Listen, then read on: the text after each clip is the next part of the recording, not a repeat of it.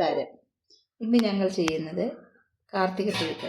അതിന് വേണ്ട സാധനങ്ങൾ: കപ്പ അല്ലെങ്കിൽ മരച്ചീനി, ചേമ്പ്, കാച്ചിൽ, ഏത്തയ്ക്ക, കൂർക്ക അല്ലെങ്കിൽ ചീവക്കിഴങ്ങ്, പയറ്.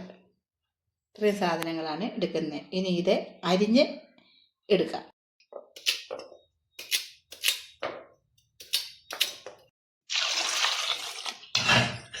ആദ്യം കപ്പ 2-3 പ്രാവശ്യം കഴുകി വൃത്തിയാക്കാം. അതിനുശേഷം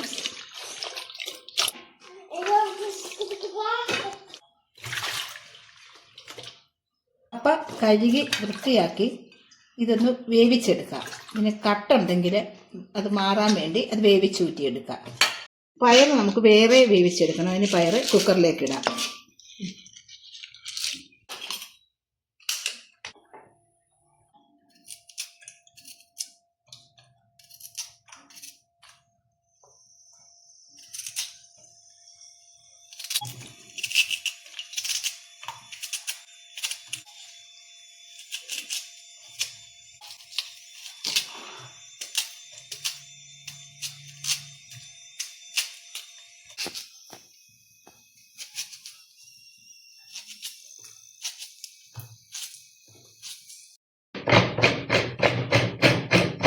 കാച്ചിൽ, ഏത്തയ്ക്ക, കൂർക്ക എല്ലാം കൂടെ കഴുകി വാരി വെക്കുക. പുഴുക്കിന് വേണ്ടി അരയ്ക്കാനുള്ളതാണ് തേങ്ങ, വെളുത്തുള്ളി, ജീരകം, കറിവേപ്പില, കപ്പ ഇട്ടിട്ട് വാർത്തെടുക്കാം. വെള്ളം വരാനായി വെക്കാം. അരിഞ്ഞു വെച്ചിരിക്കുന്ന ബാക്കിയുള്ള സാധനങ്ങളെല്ലാം ചേർക്കാം. ആവശ്യത്തിന് വെള്ളം ഒഴിച്ച് വേവിക്കാനായി വെക്കാം. കപ്പയും ഇതിലേക്ക് ഇട്ടു. നമ്മൾ നേരത്തെ വേവിച്ച് വെച്ചിരുന്ന കപ്പ കൂടി ഇതിലേക്ക് ഇട്ടു. ഉപ്പിടാം. ഉപ്പിട്ടു. ഇനി അരപ്പിട്ടേക്കാം. അരപ്പൊന്ന് ആവി പിടിക്കുക. അങ്ങനെ പറഞ്ഞപ്പോ അതിനെ ഭയങ്കരമായിട്ട് സ്ട്രൈക്ക് ചെയ്തു. അപ്പൊ ഞാൻ ഇങ്ങനെ ആലോചിച്ചു, എനിക്കൊരു ഒന്നും ആയില്ലല്ലോ മാതാവേ, ഞാൻ എന്ത് പറയുന്നത്? അപ്പൊ മാതാവ് എന്നെ വെളിച്ചെണ്ണ ഒഴിച്ച് ഷിഫ്റ്റ് ചെയ്യാന്ന് പറഞ്ഞിരുന്നു.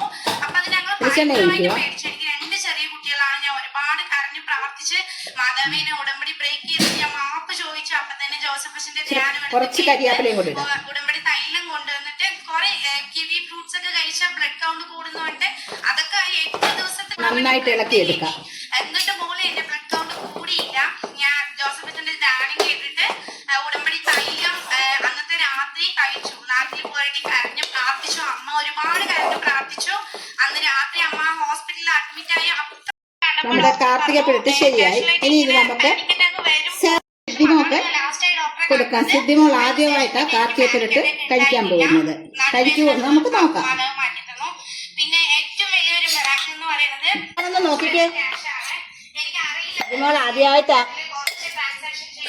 ചൂടാ ചൂടാ